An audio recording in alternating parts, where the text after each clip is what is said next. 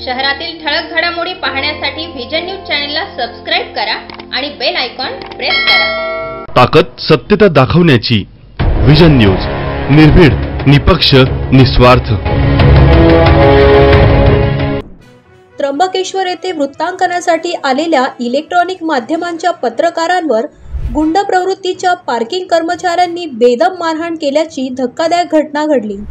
Swami Samarth केंद्राजवळील parking परिसरात झालेल्या या हल्ल्यात पत्रकार योगेश खरे, अभिजित सोनवणे व किरण ताजने जखमी झाले असून किरण ताजने यांना गंभीर दुखापत झाल्याने अपोलो रुग्णालयात दाखल करण्यात आले आहे।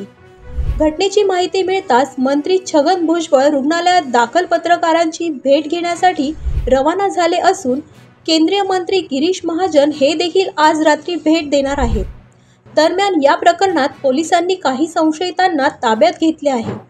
पत्रकारांवरील हल्ल्यामुळे पत्रकार संघटनांकडून तीव्र संताप व्यक्त करण्यात येत असून दोषींवर कठोर कारवाईची मागणी होत आहे। Team vision news, Nashik.